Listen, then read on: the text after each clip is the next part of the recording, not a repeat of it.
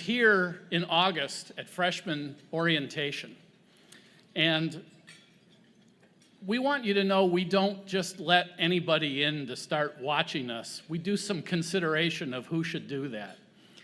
And it was determined through a lot of investigation that this particular reporter was a serious person, and I'll say a tolerably fair person. Which, forgive me for saying, but not everyone at the New Yorker on staff we can say that about. And the portrait of the college included vignettes about students, about faculty, and about the campus itself. The first thing the reporter was curious about is why are there so many students spread around the country that remember Dr. Arnn and can talk about the influence that he's had on them? She had just never seen anything like that before. It's a unique thing. The accounts that students gave in the article, there were two of them that are memorable, and they were different outlooks on life. And it illustrates the kind of arguments that happen here at Hillsdale College, not only among the students, but occasionally among the faculty. And when I say arguments, I don't mean quarrels. I mean arguments, as in reasoning from a premise to a conclusion and conversing about that. It's a proud thing for us that we produce students that can do that.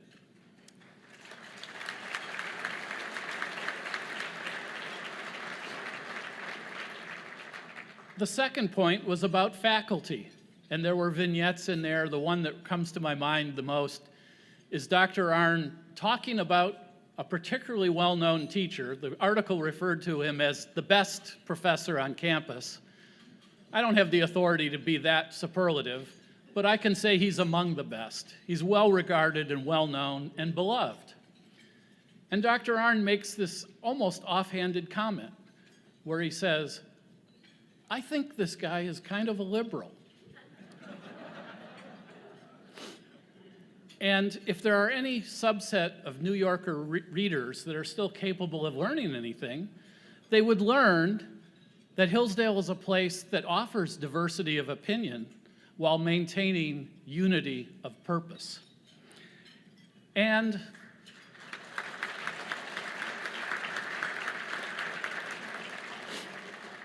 I'll say parenthetically, because there's no other good place to put this, but it has to be said, that probably one of the most distinctive places that there is no diversity of opinion on the campus regards the person on campus who would be most likely to be a candidate for sainthood, and that's Penny, Larry Arnn's wife.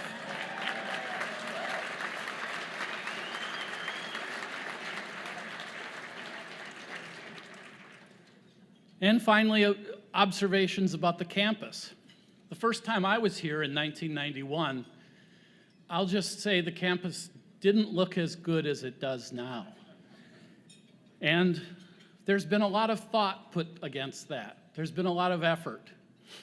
Early in Dr. Arnn's tenure, I don't know if it was the first year, but it was certainly within the first two, there was a bit of a controversy when the decision was made to raise Kresge Hall and restore and redeem Central Hall. And that wasn't done with unanimous consent. There were opponents of such a thing. And I'll say that if you look back on it, if you had brought McKinsey in, they would have done the exact opposite. But this college, valuing not only tradition but reason that goes with it, made the right decision, and it was the launch pad for the college becoming, the campus becoming as beautiful as it is today.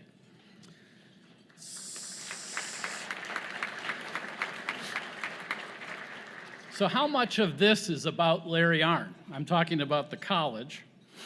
The college is our central purpose here, but we're also here tonight to think about and listen to a statesman reason about the future of the Republic. That's always been part of the mission of the college. So you might say, in the world that I come from, they still believe, the world I come from is commerce and corporate history. They still believe in the great man theory of history. The CEO pays somebody to write something about himself, and he takes center stage in the movement of whatever institution goes from one point to another. Kind of like the art of the deal kind of thing. Oh, don't read into that. That's not written down here.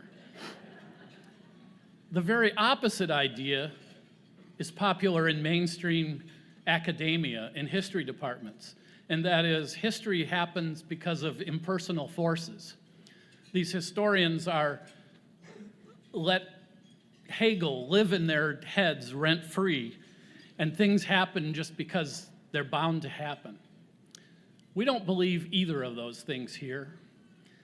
And I'll just say one final thing that perhaps we can be unanimous about. The way the campus looks now and the way the portrait was placed in the New Yorker magazine, Larry Arnn had a lot to do with that.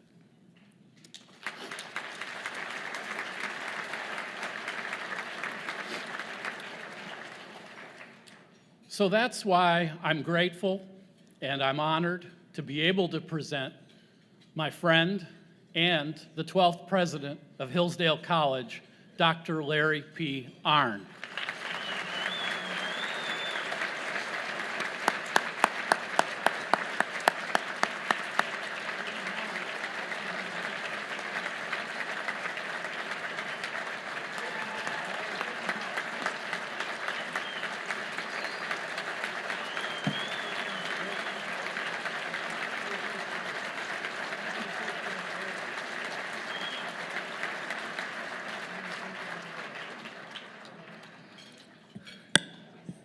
Thank you, Chris.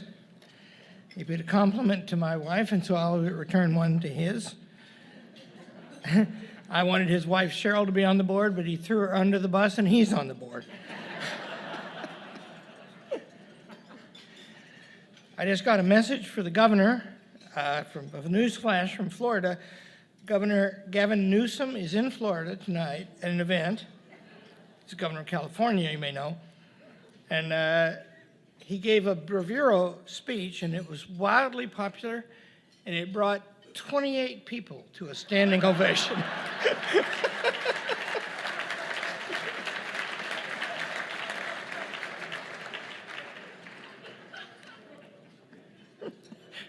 I mean, good God, Gavin Newsom in Florida?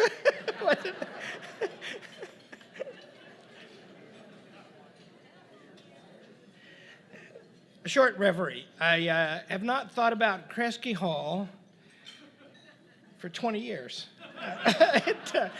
It was the ugliest academic building ever built. And it ran directly behind Central Hall and connected the library with what is now an expanded chemistry building. And you couldn't walk from the front of the campus to the back of the campus without going indoors. And, you know, it was built in 1974. It wasn't that old. And it was big. And here's another thing. This building is kind of like that too, but we're going to change that. It's made of brick inside and out. That means it's nuclear bomb proof. And it cut the campus in half. And so Don Mossy, the great chairman of the board, is Bill Broadbeck here tonight? I don't know. Don Mossy, who was the chairman of the board when I came here, he always called me boss. And he called Penny, Miss Penny. Miss Penny? He said, boss, you're going to tear down a perfectly good building. And I'd say, I'm not going to do it until you agree. And he would say, I don't agree. And I would say, that's the wrong answer. And that went on for about a year. And then one day he said, in a building and grounds committee, we had like 10 of those to talk about this stupid subject. And, you know, it costs money to build. This stuff's expensive. Thank you very much. And he said, okay, tell me one more time why. And I said, Don, you love this place. That building is ugly, and it cuts it in half, and I am going to destroy it. Sorry, can't believe Batchelder brought that up. Okay, what's all this about tonight? Do you ever think about what the liberal society requires? You have to study some old things to know. First of all, it was unknown in the ancient world. In the ancient world, the rule was, if the law does not permit a thing, it commands a thing. In the modern world, the rule is, if the law does not forbid a thing, the thing is permissible. Liberal society, the free society, it happens in that unstated area. And everything depends upon how big it is. There have to be laws in any kind of society. And the people who make the laws, the institutions that make the laws, they have to have a monopoly on force. Because you can't have the bandits outgunning the sheriff. And so that means that the people who live the private lives in the liberal, free, private discretion part of the world, somehow they have to have a way to control this thing that has a monopoly on force. The greatest instrument for doing that in history is the Constitution of the United States. And it is disappearing. It means that we live in a time when we may see despotism. We are seeing despotism among us. We see people carrying guns, using the force to which they are entrusted for partisan purposes, their own partisan purposes. What are we going to do about that? Because, you know, this greatest experiment in equality and liberty, it's in peril right now as if it were 1850.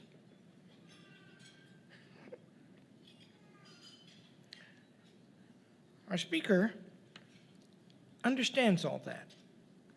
I have known him a while, and I've followed him a while, this book, because we do charter schools in Florida, and we do them in several states, and not meaning any invidious distinctions, Florida is the best. They know what they're doing, you know, they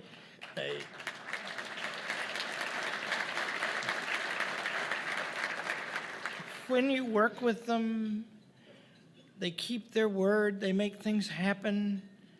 They're not backbiting one another all the time.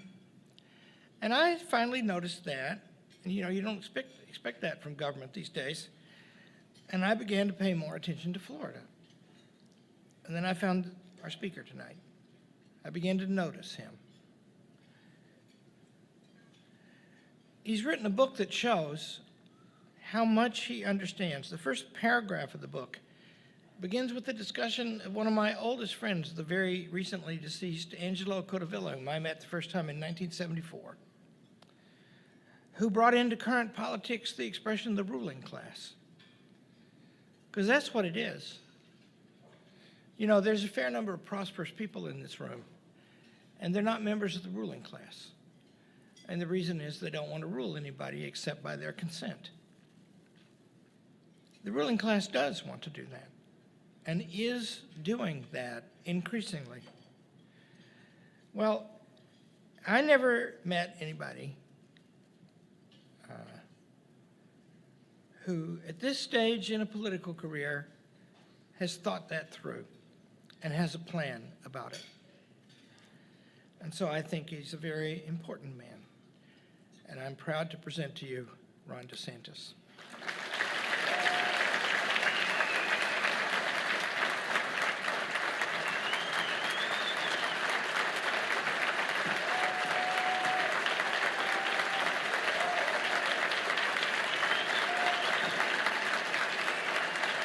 Thank you. Thank you so much.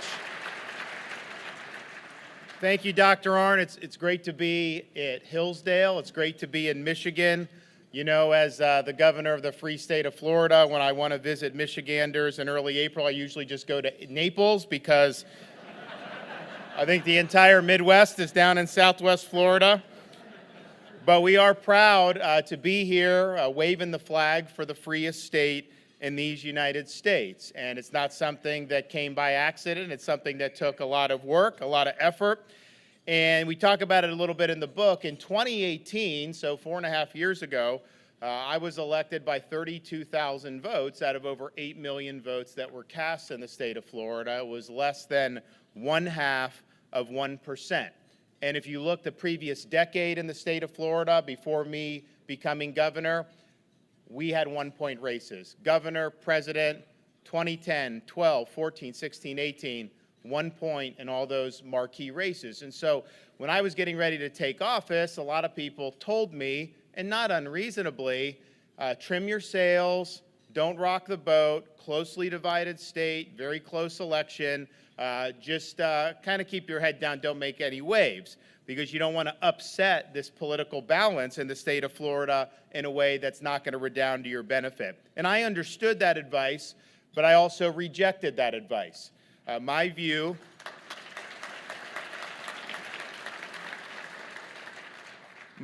is I may have earned a mere 50% of the vote, but that entitled me to wield 100% of the executive power, and I intended to do that to advance our agenda and to deliver for the people of Florida. Now, as you're preparing to do that, before we took office, I was mindful that being elected the chief executive of a state is not the same as being elected the dictator of the state, as much as the media tries to act like we do that.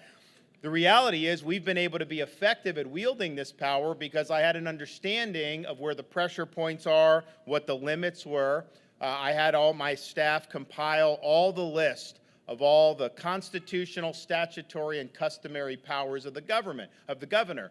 I had an agenda that I needed to get through a constitutional system that had checks and balances and separation of powers. So we had a good sense of where the pressure points were. We knew how we could use our executive leverage. I knew what my powers were vis-a-vis local government. I've removed people like Sheriff of Broward after Parkland. I removed supervisors of elections. I've removed a George Soros-funded prosecutor in Tampa.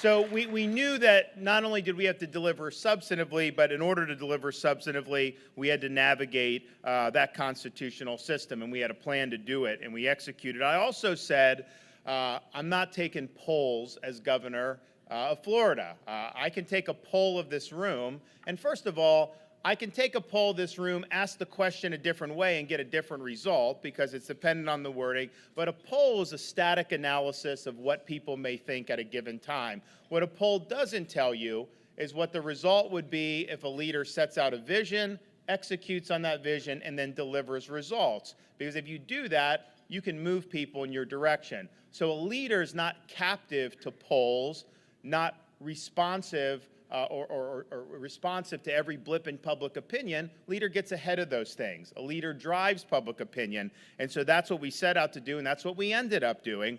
I also said that I could be the best decision maker, I could have a great vision, I could do all this, or any governor could do all that.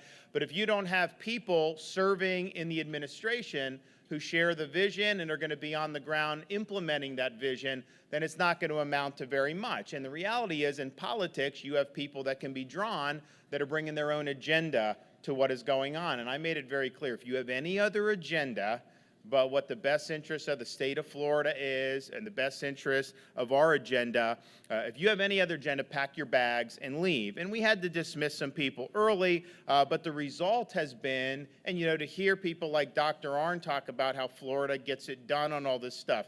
Matt Spalding has worked with our folks.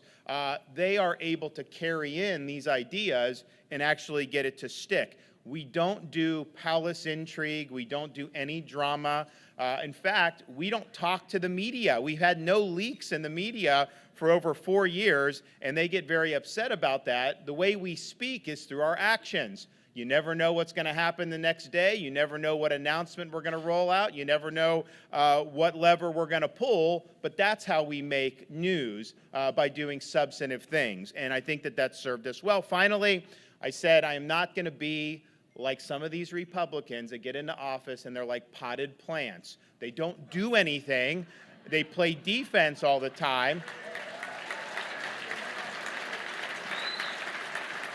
No, we're going on offense in the state of Florida. And so we did go on offense. We were very aggressive, I mean, really for all the 4 years of my first term, on always leaning into issues. First of all, that's the better way to do it. Energy and the executive, Alexander Hamilton said, is the leading characteristic of good governance. We are able to shape the agenda, particularly in a big state, as being the chief executive. But it's also a great form of defense, because if you're not doing anything offensively, then the left and the media just start shooting at you all the time. And yeah, they still shoot at me, but they always miss the target, because the minute they start complaining about one thing, I'm off doing the next thing. So the best defense is a good offense, and that's what we did. So we set out with kind of that frame of mind, and fast forward 4 years later, whereas we had initially been elected by 32,000 votes, we were reelected by over 1.5 million votes. We earned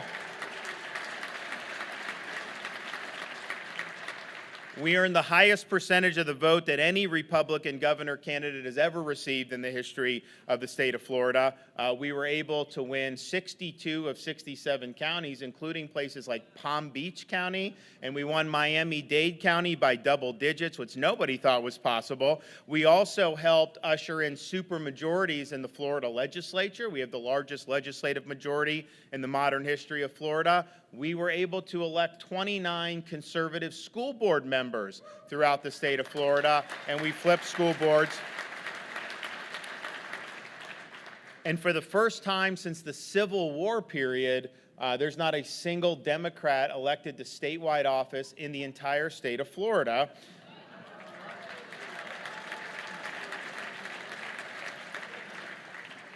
And we did that, which is great, and I could say, we won by 1.5 million, but what are you doing to have a lasting, durable legacy in terms of the political legacy? And what we were able to do is not just win a victory that will disappear in upcoming elections. We basically realigned the state from a swing state, the nation's biggest, most expensive, most important swing state, into a red state. When I became governor, we had almost 300,000 more registered Democrats than Republicans in the state of Florida, and we had never, in the history of Florida, had more registered Republicans than Democrats. Well, fast forward to today. Not only do we have more Republicans than Democrats, we have 450,000 more Republicans than Democrats. That's a 700,000 plus registration swing. So that's durable and that's meaningful. And we only did it because people responded to our leadership. And so when we talk about the free state of Florida, yes, I mean freedom in a sense of absence of government getting involved in your business. I think that's typically when you believe in constitutionally limited government. You keep government in its corner, keep it cabined. And I think traditionally we assume the rest of society would function better. Well, I think modern times we've seen the left get into so many different arteries of our society. So yes, you have to limit government's involvement with you, but you also have to contest the left in all these other institutions. So when I say the free state of Florida, I mean not only limited government, but I also mean I have a responsibility to protect my citizens from having the pathologies of the left imposed upon them by all these other institutions in our society. So yes, we win legislative battles. The state of Florida has no income tax. You guys in Michigan should try that sometime. It works out pretty good. We have our budget in Florida, even though we have millions of more people than the state of New York, our budget is half the size of the budget of the state of New York. Yet we have better services, education, and infrastructure. Where is their money going? So we have one of the smallest per capita tax and debt and government employee ratios anywhere in the country. That's traditional limited government, good for business, good for economic growth, absolutely. But that in this day and age is not enough. And there's some Republicans that think their job is to cut taxes and not do anything else. That is not how we conceive of our job. We in Florida drove the stake in the heart of COVID authoritarianism in this country. We saved the country from Fauciism. And if you remember back, particularly in some of the early weeks and months, no governor took more incoming fire from legacy media, from the left, from bureaucrats, heck, from the White House, and even from many other Republicans than me. And a lot of my supporters were telling me, man, you are absolutely blowing this. People are attacking you. You got to do something different. But you know, I had studied the data. I had studied the medical science. I had consulted with actual experts, unlike people like Fauci. And I was convinced that you had to keep society going. You had to have kids in school. You had to have all that. But we were criticized relentlessly. But I made the decision that when you're the executive, you have to put the jobs of the people you represent ahead of your own job. And I didn't know what was going to happen politically for me, but I was willing to let the chips fall where they may. And so we stood our ground, and really the rest is history. Not only did we lead on all those issues, we have enacted protections for Floridians against COVID shot mandates for school children, against vaccine passports, and against job mandates so people don't lose their job over a COVID jab. We're proud of that. What that showed you, the fact that they still to this day want to keep Djokovic out of the United States from playing tennis because he didn't take an mRNA shot, the fact that they're in federal court on appeal trying to overturn a judge in Florida who did a great ruling to strike down the airline mask mandate, they want that reimposed incredibly. What that shows you is all this medical stuff was not about your health. It was about them exercising control over your behavior.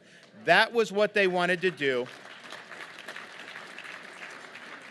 And they will try to do it again. We also are protecting people from the left's delusional views of criminal justice and lack of law and order. And you're seeing this in places all throughout this country where they tried to defund police, where you had riots. When we saw the riots in Minneapolis and started seeing it spread to New York City, some of these places, I mobilized the National Guard in Florida. I had state law enforcement stationed in the urban areas, and we said very clearly, you're not burning down our cities. And guess what? It didn't happen because they knew that we would hold them accountable. We also passed legislation in Florida barring local governments from defunding the police. They can try to do it. We're going to put the money back in. Any community, any city at any given time could elect 3 bozos to the city council who would do stupid things. I'm not going to let our public safety suffer as a result of them going on some ideological joyride.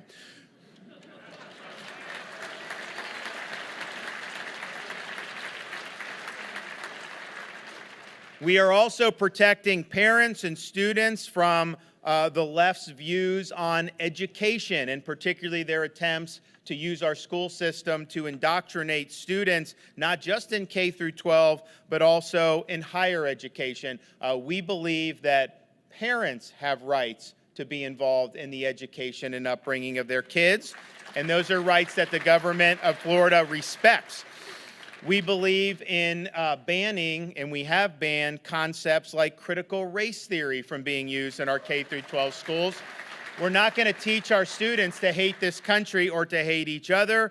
No, we are actually going to teach kids that they should be judged as individuals and that it's their content of their character that matters, not the color of their skin. But we also understand you can say what you don't want in terms of things like CRT. What are you for? We've led the nation in promoting American civics and teaching students what it means to be an American. We don't want to graduate listless vessels who have no clue about our country's history or our country's principles. And so in order to do that, we've done a lot with standards and tests and all this stuff, but we created a program for teachers, 50 hours of instruction. We had folks from Hillsdale, Matt Spalding, other people around the country contribute to this, where they're actually learning all the intellectual foundations of the American Republic in a way that I don't think any other state has done in modern history. And when the teachers go through that, they get a $3,000 bonus for doing so. So we are on offense when it comes to American civics.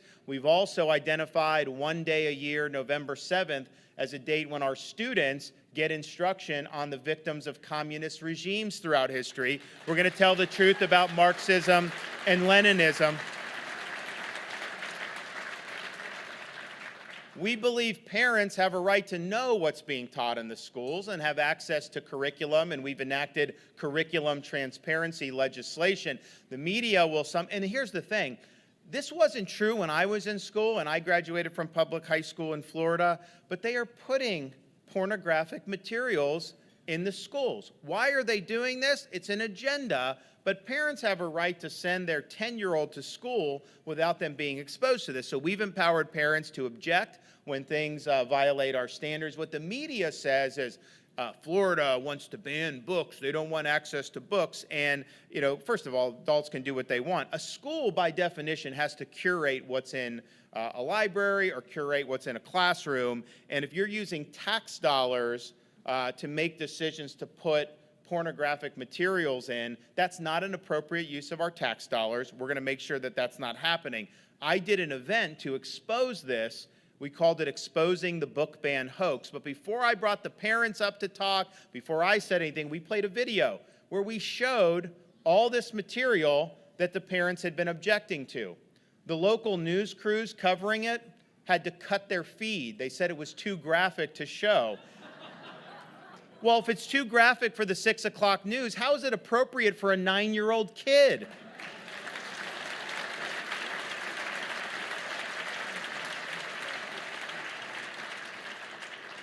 We've also drawn a line in the sand and said that parents in Florida have a right to send their kids to school without having a teacher telling their kids that they can change their gender or that they can pick different pronouns. Gender ideology should not be taught in our K through 12 schools, and I don't care if Disney feels otherwise. We're going to make sure we're standing with parents and we're standing with students.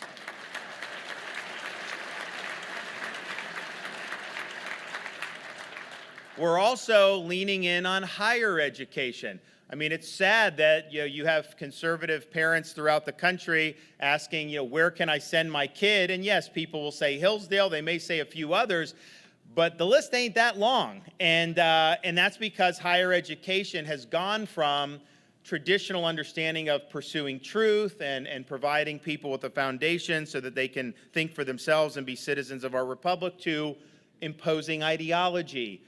Political activism, quote, social justice. And so in Florida, we said, no, those are not appropriate. We want to remoor our institutions back to the traditional classical mission. And so we've done things like now in Florida, all the tenured professors have to undergo review every 5 years, and the bad ones can be let go. So you're going to be able to clear out a lot of underbrush in our universities. We also I'll be signing legislation within the next couple weeks to eliminate all so-called DEI programs from the state of Florida's universities. They say it's diversity, equity, inclusion, but in reality, those are euphemisms.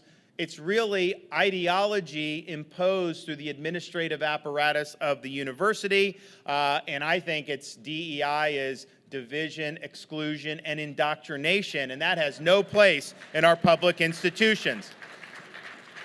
And they mentioned, people have mentioned, we put 6 conservative board members on a small liberal arts college in Sarasota called New College. I put Dr. Spalding on, I put Christopher Rufo from the Manhattan Institute and some other people. They came in, got rid of the president, hired a conservative president, eliminated DEI and CRT. President fired the provost, and it's now been a new mission of being a classical liberal arts college. So we're going to be like a little Hillsdale maybe down in Florida. Can you imagine how good that would be? We also protect our citizens against the wages of the Biden border crisis. And when I became governor, a lot of people said in Florida, you can't be strong on immigration because Republicans rely on Hispanic voters. Well, I was stronger on immigration than any governor in history, and I won the highest percentage of Latino voters in 2022 of anybody in history. So that's not true. So we've done things like ban sanctuary cities in the state of Florida. We sued Biden and won, and we may end up eliminating his catch and release program as a result. We are not a border state in terms of the southern border, but we're a maritime state, and we have boats coming in from Haiti and all these other places trying to dump people in Florida. So we're under a state of emergency. I have Florida maritime assets working with the Coast Guard, and since August, we've been able to interdict and repatriate over 11,000 illegal aliens, send back to Haiti, send back to Cuba, making sure that we're enforcing the rule of law. Very important. Here's the thing. You have fentanyl coming across the border. Overdoses are spiking all across the United States. You do have criminal aliens coming across. You have people that DHS says, not me, DHS says is on the terrorist watch list. We know we have people from China that have come across the southern border. So this affects communities everywhere.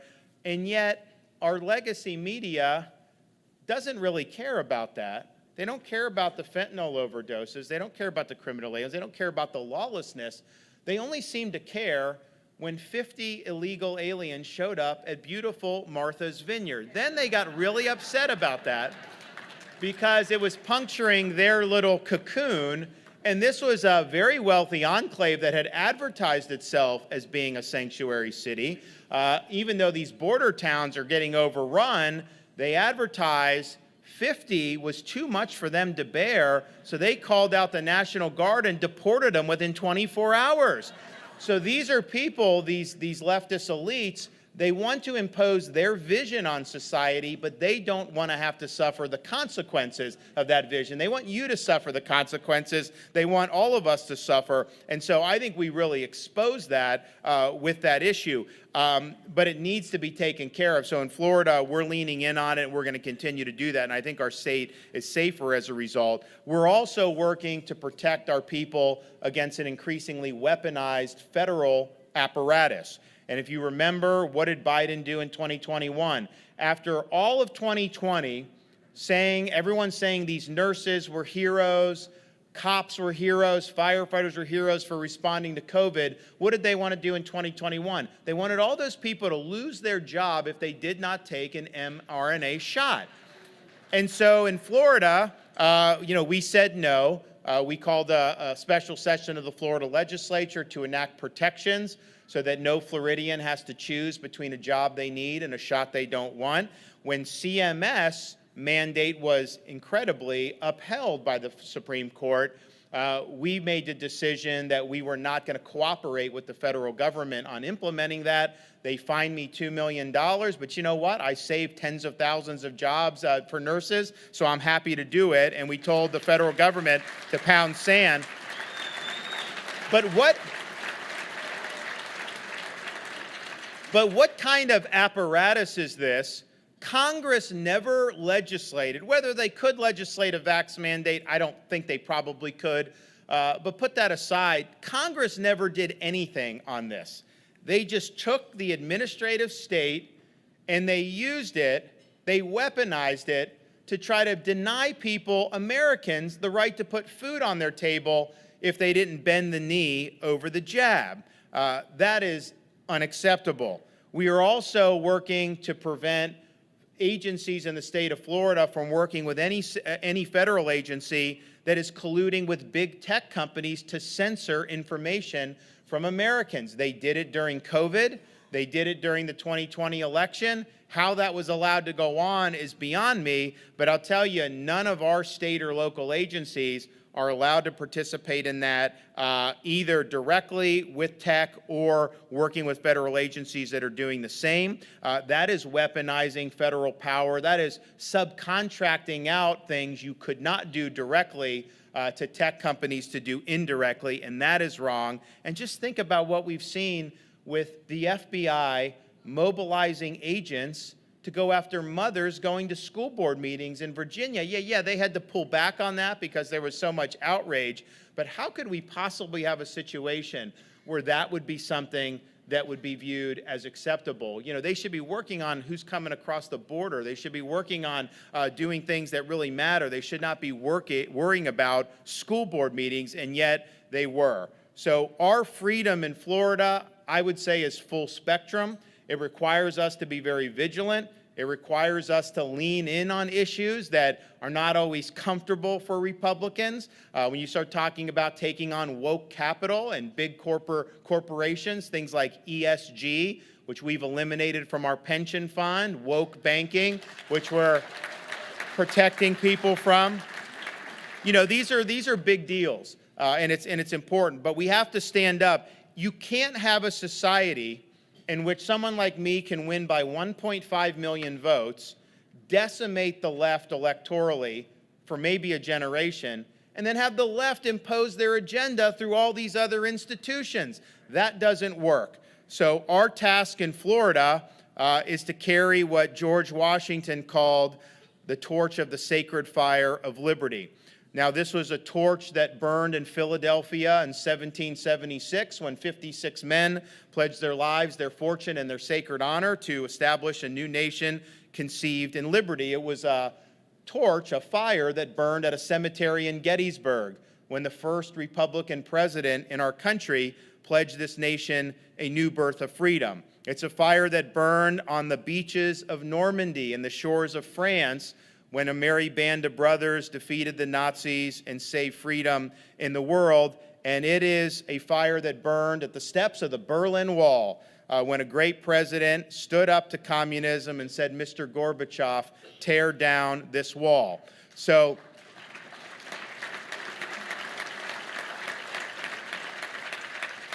it's fallen to freedom-loving people throughout our country to carry this torch. It's a responsibility, but it's one in Florida that we welcome. It's a responsibility that we believe we have no other choice but to meet. We affirm the basic creed of our country that our rights do not come from government, but they come from the hand of Almighty God. We reject the idea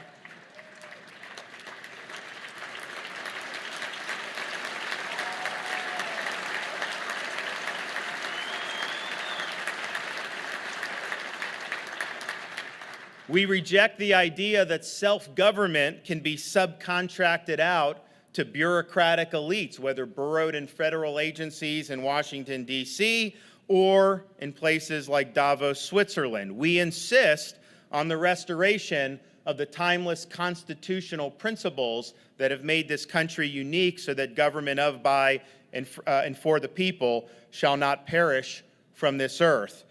This is not easy.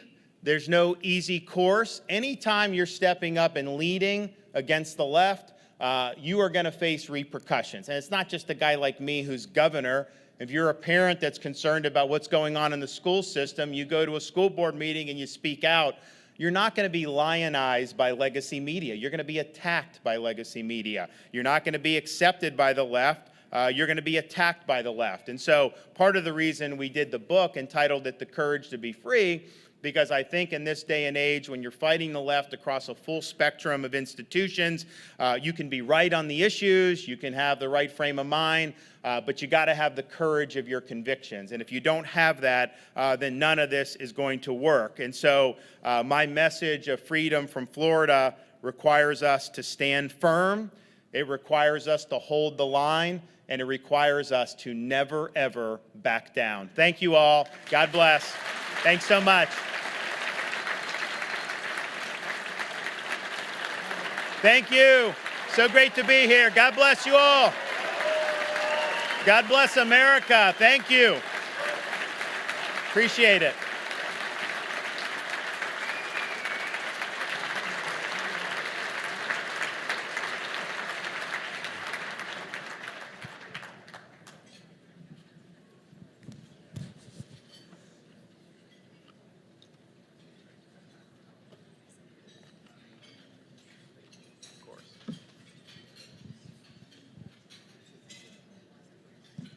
Thank you, Governor. That was a wonderful, clear speech, but it was a little vague. What? Explain a little more what you mean by bozo. Local government, I'll tell you, it's very interesting. I want to talk about your book. I urge you to read the book. I'm too well educated to enjoy books by politicians, but I like this one.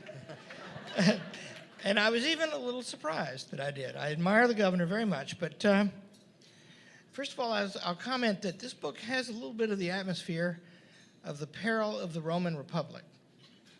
It's a chapter that has Praetorian Guard in it as a title chapter. You talk about the death of us running the country instead of and replaced by a ruling class. Explain that a little bit and why so urgent? Sure. So first of all, I actually did write the book. I mean, I know most people in my position would not. And it wasn't that I basically say, how did you manage to do that? You're governor, and I was running for re-election, all this stuff, and basically I just slept less. I cut that back on the sleep, and you just made it happen late at night for a period of many months. But I did not want to have someone else write it because it wouldn't have been authentically in my voice. And so I was the only one that could do it. So we did do it. I think if you look, I mean, what we've really seen is and this has happened over many, many years and decades, we've seen constitutional government just be unmoored from the founding ideals, from the rule of law. You see an administrative state that is unaccountable, partially through the neglect of Congress by not using the power of the purse to rein it in, partially because Congress has delegated lawmaking authority to unelected federal agencies, partially because you haven't had executives that have been really willing to wield Article II power to root out some of the problems that we see. You have a media which basically serves this regime. They serve the intelligence agencies, they serve the entrenched establishment, and the media used to pride itself on speaking truth to power, and basically what they do is they defend the current arrangements against anybody who would deign to speak out against it or fight against it. And so we really have a situation in which so much power is being exercised in ways that are not accountable to the electorate. And I think that power is being exercised in ways that are contrary to conservative ideas, and I think that's substantively problematic. But I think even larger is how much more power is going to be wielded by this ruling class without effectively the consent of the governed. And they are a minority view in this country, regardless of what anyone would like to tell you. So I think that it is a crisis of self-government. I think we need a revival of true American constitutional principles, but you really need the restoration of accountability over these agencies and over the administrative state. Thank you. Thank you. I see that Dean Copeland is in favor of that. You have it starts with your plan of reform, seems to me, to dwell on the Congress first. What should Congress do different? Well, look, I mean, I think so. I was a U.S. congressman for 3 terms. I've recovered from that experience. Don't worry. But what happens is you have a government that's on autopilot. So they will either do massive omnibus spending bills, which nobody really reads or has any idea what's in it, or they will do what's called continuing resolutions, which just keeps the government going, whatever the previous year's levels of appropriations were. The problem with that is that they're never using that #1 constitutional power they have, the power of the purse, to rein in these administrative agencies. And so you have something like DOJ and FBI. Well, if you never hold them accountable through the legislative process, either through law or through budget, of course power is going to accumulate there. You've also had kind of a trope that a lot of Republican presidents have accepted over the years, that DOJ and FBI are, quote, independent of the White House. And first of all, these people have guns. They can put you in jail. Saying they're independent means they're unaccountable. No, they are executive branch agencies that report to the elected president of the United States. And an elected executive, absolutely has to use Article 2 power to hold those agencies accountable. So I think you've had an executive branch that's not wanted to do anything to reel them in by holding them accountable and getting involved in what they're doing. And then I think you've had a Congress which is just totally given up on using the purse strings, and it's almost like these agencies just have a right to operate infinitum. When you send that signal over many decades, it's just human nature. They are going to abuse their power. I mean, the founders would have predicted that in a New York minute. So I think that a lot of this is an abdication of Congress. If you're scared of a, quote, government shutdown above all else because you're worried about some bad news cycles, just understand you're putting that, I would say, very small political impulse ahead of doing your duty to ensure that our apparatus is constitutionally accountable. I'd rather have the fight to try to discipline the agencies and let the chips fall where they may than just allow the status quo to continue in the direction that it has gone in.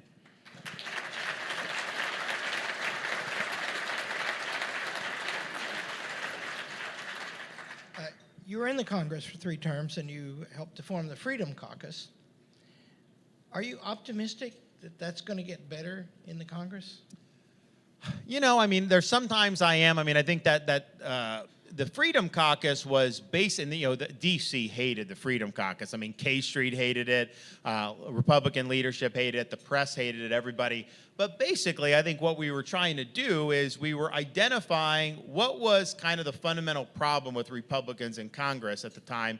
And the fundamental problem is there was a massive gap between what we would tell our constituents we would do, what they wanted to see us do, and kind of what the leadership was doing once everybody got to Washington. And that gap is just not the way you govern. I mean, you have to represent the people that sent you there. So if you're campaigning on all these things, you got to follow through on these things, and there just wasn't an appetite to do it. So that's why the natives and my constituents, they were like, thank for what you're doing, and they were so frustrated with a lot of the leadership and everything. So that was just the reality. So the Freedom Caucus is like, look, if we campaign on it, then we should do it. And you'll have these political consultants, they'll run campaigns for some of these members of Congress. They get a primary challenge or something, and man, they are as conservative as sliced bread during that primary, and then they get up, and then it's like, let's just let the swamp continue on. And so that was that real disconnect that we were trying to close. It was not necessarily terribly effective then. I think they've had some successes recently. But you say what you want about the Democrats. What their leadership does is they represent kind of the beating heart of their left-wing base. And Democrat voters typically have a much higher regard for Democrat leaders in Congress than our Republican voters have had of Republican leaders in Congress. And you can't govern effectively if you're basically telling your base, take a hike on almost every major issue. And that's just what's happened over a number of period of years. And so the Freedom Caucus is like, look, all we're looking at is what you said you would do. We're looking at your campaigns. All right, let's do it. And they didn't like that very much. Wow.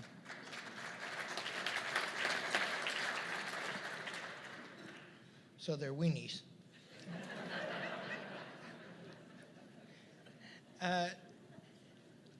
You're an executive now. Is that better, and why is it better? Yes, it's better. I mean, well, look, honestly, it depends on your makeup, right? Because as a member of Congress, you're one of 435. Buck doesn't stop with you. You can kind of hide in the crowd. You can lay low. You can do all that. No scrutiny if that's how you want to do it. And some people would just prefer that. Some people like getting involved in these issues, like contributing, but they don't necessarily want to spotlight them. The executive, the buck stops with you. And you're the rod that people will go after. I mean, in Florida, anything happens, the left will blame me for it, right? I mean, it doesn't matter. Like, there could be a crack on the sidewalk in some municipality, DeSantis isn't doing it. So that's just the nature of it. But the good thing is you have the ability to make the decisions. And so I'm somebody that I'm very thorough on how I analyze things, but it's like you analyze it, you look around, you get whatever advice you want to get, and then you pull the trigger and you stick with it, and then you go.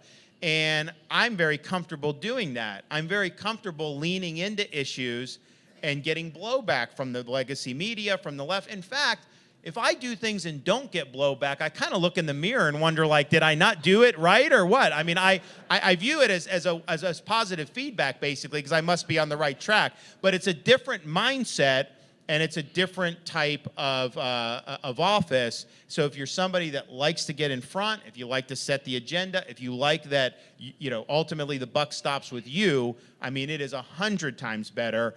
Not everybody, though, necessarily likes that. I mean, you have some governors in this country, they don't like to make decisions. They hope everything kind of just fizzles out before it gets to their desk. That's not me. I mean, I'm very active. I want to be involved. If the legislature's not moving enough, I will prod and push to try to. When I sat down at my desk my first day in office, I looked around and I said, I don't know what SOB is going to succeed me, but they ain't going to have anything to do because I'm taking all the meat off the bone. I'm going to make sure I get everything done. And that's just kind of how been our mindset.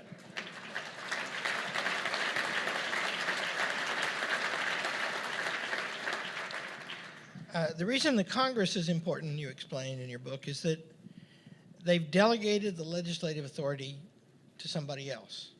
And why did they do that, and how do you get them to stop? Well, I think they did it. I mean, one reason they did it is just it insulates them politically from the decisions that are made.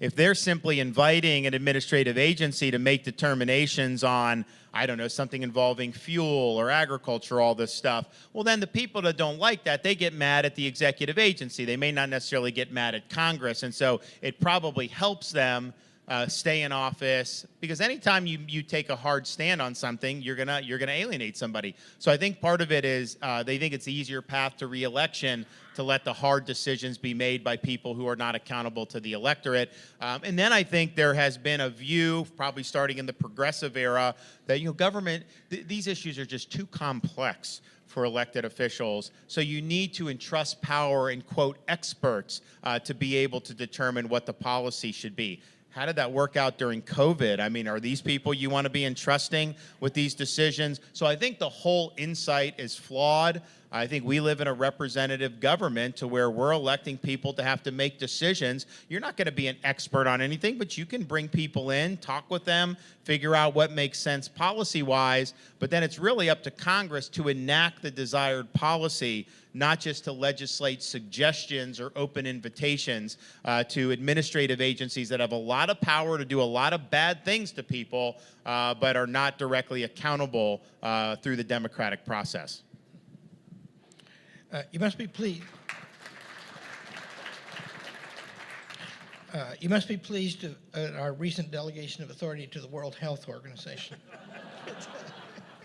We're doing a big bill for medical freedom. So everything we've done, we're making it permanent. We're expanding protections, the mandates, masks, all this stuff. I'm going to talk to the legislature about maybe including a provision just expressly rejecting any WHO involvement in the state of Florida. Like, we just can't do that.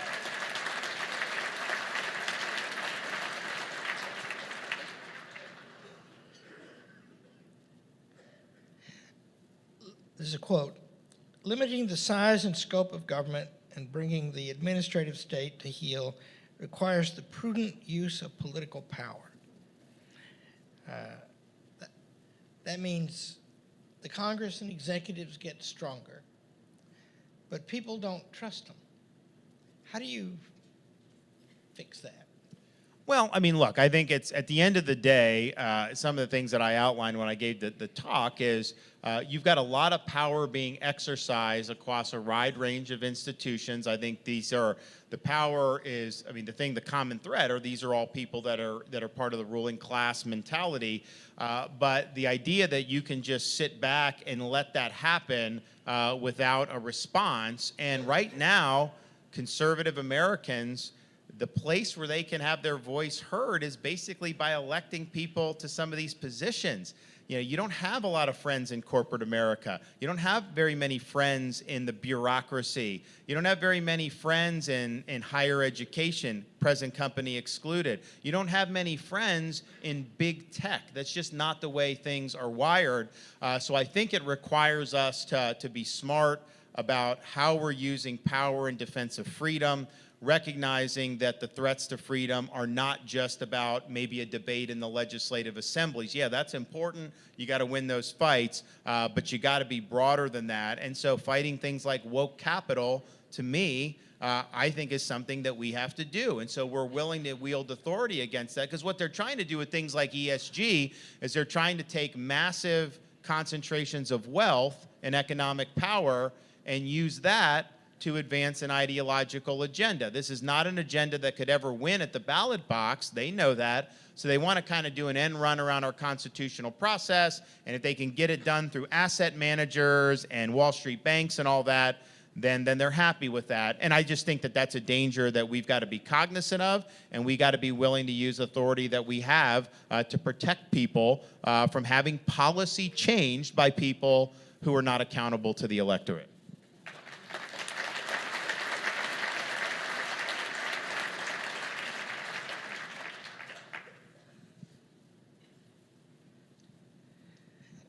So what could a president do to help with all this?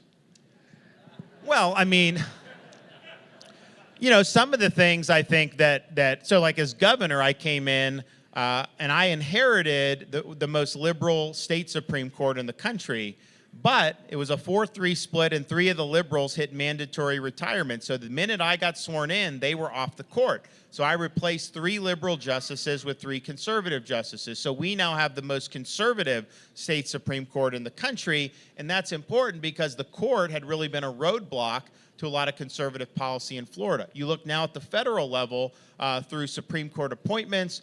You know, we have 2 justices, Alito and Thomas, that are 100%. And then you've got, I guess, 3 others, you know, that are by and large good. And then you have Roberts, who is a 50-50. But plausibly, you have 6 votes that would uphold some of the things that could be done. So, for example, we talk in the book about there were a lot of conservatives that wanted the Trump administration to create a Schedule F in the federal service to where anybody exercising policy judgment would be classified as Schedule F and would not have civil service protections. They could be fired at will by the executive branch. That's about 50,000 people potentially. I think that's a no-brainer to do on day one. Yes, it will be litigated, but you know what? I think we would win that with the current court. And then there's also the question about Article 2 means something. The executive power is vested in the president, nobody else. And so how much can Congress legislate a permanent bureaucracy that undercuts Article 2 power? And so a lot of people think, and I agree, that the president can fire people. To say you just can't do anything, that's admitting defeat. So I think you got to be very aggressive about how you do that. Of course, all that will be contested, but I think ultimately you would be able to win in court when it comes to these issues, given the current array of the justices that we have. That will do more to rebalance constitutional government than anything that's been done in a long time, because right now we have a situation where a Republican wins the White House and the left still controls the executive branch. Well, that is just unacceptable, and that is not the way the Constitution was designed.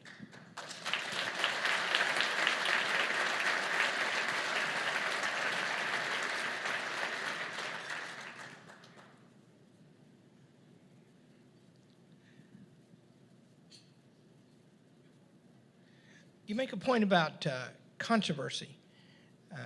You seem to like it. Well, you actually did say, I hadn't heard this before, you doubt yourself when you don't get it. The opportunities in controversy, that's when people are paying attention, right? Are you able to treat those as teaching moments, learning moments for everybody? Yeah, sure. I mean, when there's friction on an issue, that gets elevated. And so there are times when things that don't matter, if the media tries to poke me on, sometimes I'll just ignore. You know, people attack me all the time. You know, a lot of times I'll ignore because I want to elevate the things that I want to elevate. And so, you know, once you have the conflict, it starts to elevate. Part of it is legacy media. Anything that I do, immediately they are going to react against. It's just their nature at this point. The left, same thing. It's knee-jerk, and it is what it is. But I think what we've shown is, particularly with COVID, when I was getting dumped on more than any other governor, and then all the things we did, fighting Disney, all this stuff, a lot of people through all of that in the chattering class said, oh, he's done politically, he's not going to do well, this, that, that. They were always trying to justify this prediction that I was just going to fall on my face because of each of these controversies. And so obviously the election results were very disappointing to these people. It disabused anyone of the notion that somehow those were negatives. But I think a lot of Republicans, they get worried about being attacked by the media. They get worried about being smeared. It's not anything good. You know, I don't read any of it, so I don't really care. I mean, like, you know, if I see New York Times, I just ignore it. I mean, I don't care. And so it's easy for me, but not everyone likes that. But I think what we showed in Florida is they can throw everything they have at you, and if you just stand for what's right, you don't give them an inch, and you just keep pressing forward, the people will respond. And the idea that I could go from 32,000 votes to 1.5 million votes, having more negative media attacking me than any governor, I would say, in probably modern American history, you know, that should show you that there are people out there, voters, they see through all the smoke, and they're just looking for some truth in a very convoluted, strange time.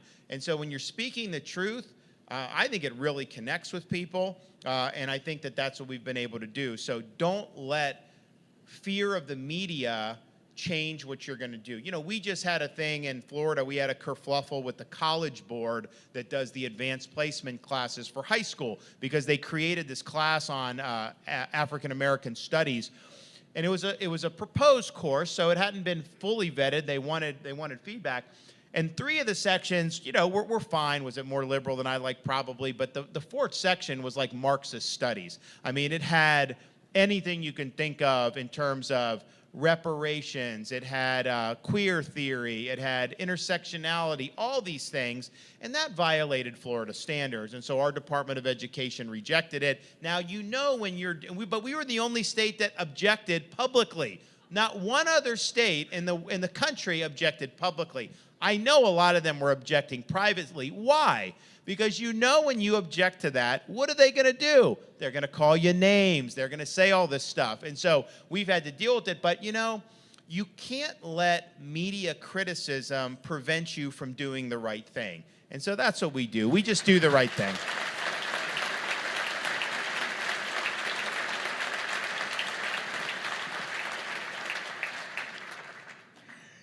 You call Republicans junior partners in the ruling class.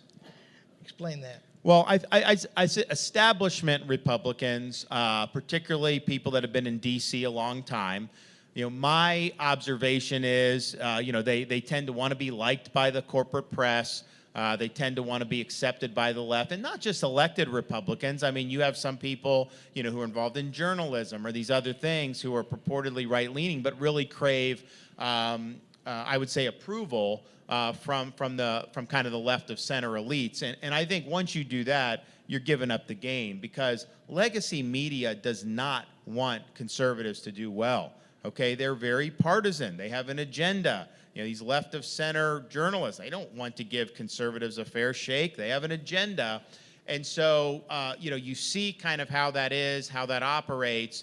And that was a pretty clear dividing line that I saw. The ones that really cared about kind of the DC press corps, they tended to be the people who, you know, wanted to be more ingratiated with kind of the overall ruling class. And the people that were willing to really buck against that, you know, they tended to land at more conservative policy. So I just think you got to realize kind of, you know, what the name of the game is, and just be honest about everybody's motivations and all this. But don't think that they're all of a sudden, if you stand for what's right, they are not going to like you. That is just the bottom line.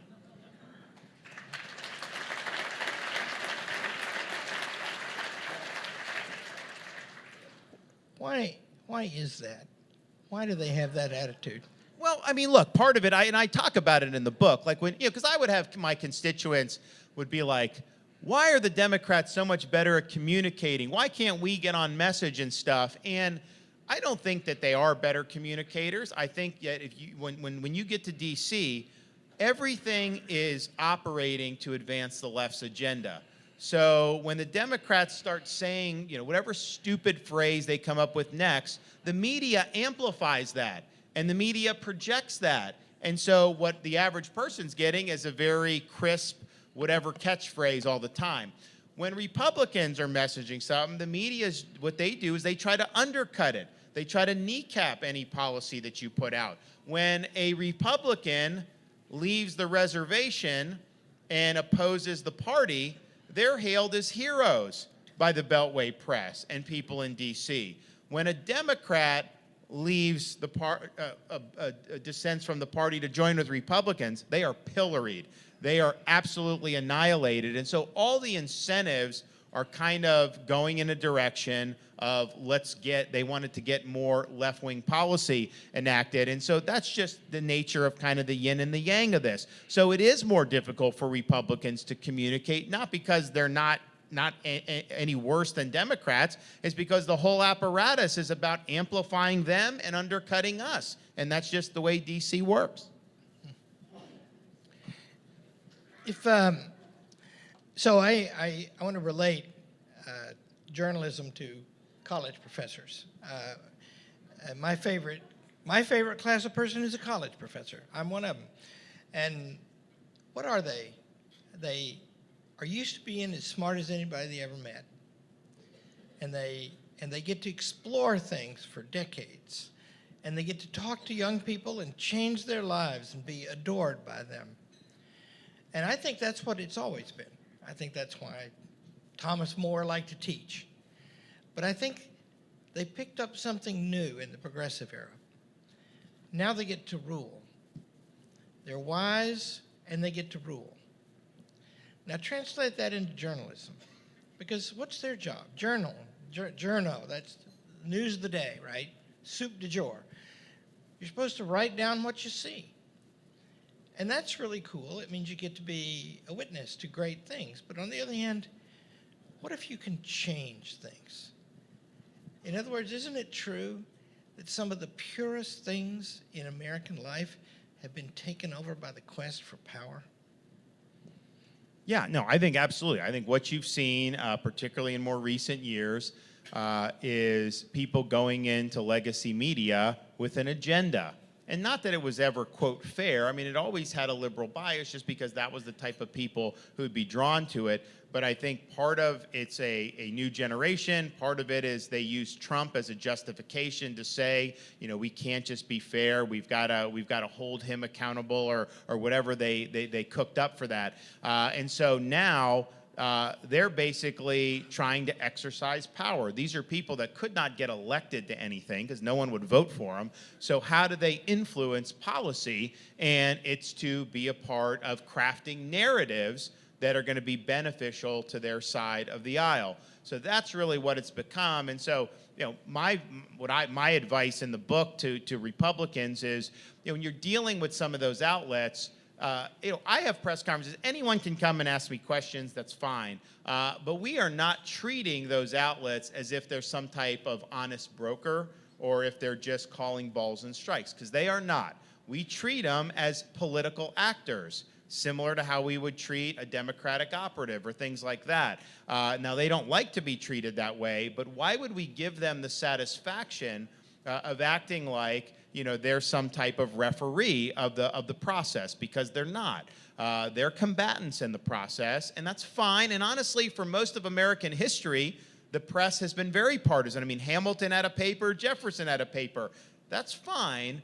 And I have no problem with them doing that. But let's just get rid of this pretense that somehow they're serving some type of noble public purpose at this point, because they're really not.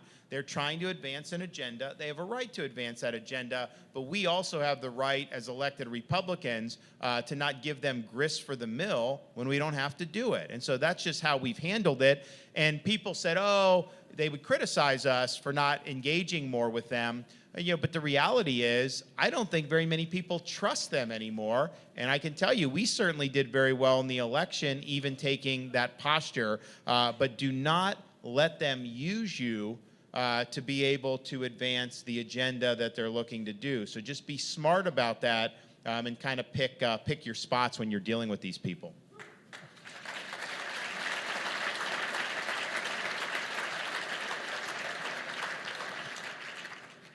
Thomas Jefferson paid a man named James Callender from the Secretary of State's office to write dirty articles in the Philadelphia Inquirer about Alexander Hamilton. That's pretty mean. Okay, your people are not bothering me, good. Concentrations of private power must also be checked. So big tech and Disney, their complaint is, we're private entities, we have the same rights to freedom of speech as anybody. What are you doing messing with us with political power? How do you answer that? Well, Disney is a joke because in the late 60s, they were given by the Florida legislature their own government in Central Florida.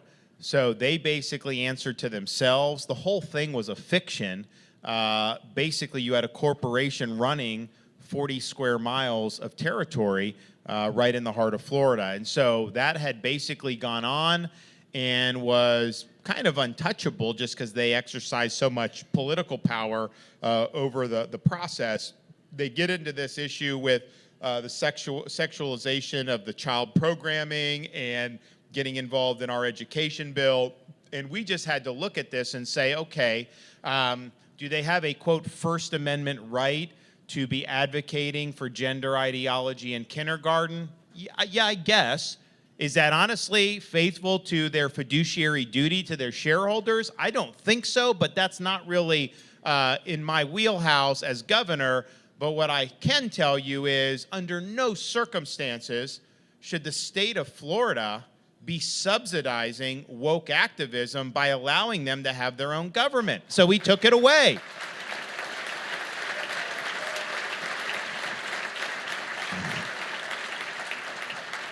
So they've lost their own government. We've put the state in charge with a control board. Now, it's interesting, the media tried to get spun up about Disney trying to do these agreements, very quietly right before we took control, and they're acting like somehow that they pulled one over on the state.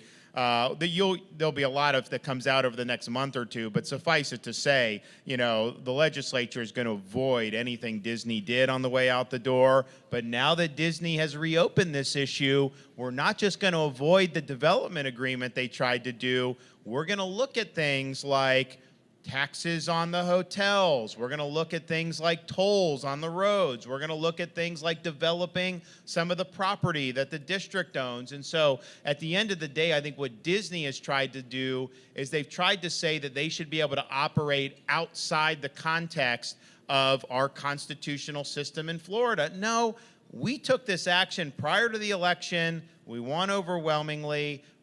They are not superior to the people of Florida. And so come hell or high water, we're going to make sure that that policy of Florida carries the day. And so they can keep trying to do things, but ultimately we're going to win on every single issue involving Disney. I can tell you that.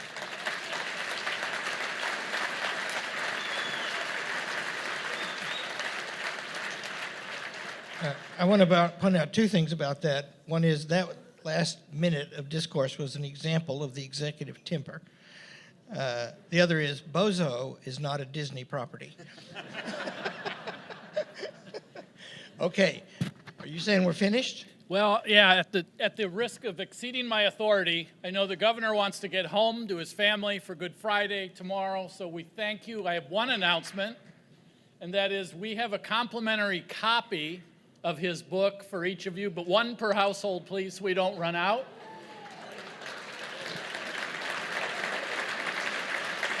And if you like it, buy some for family and friends. Keep me on that New York Times bestseller list. I can tell you, they don't like seeing my name on there, so.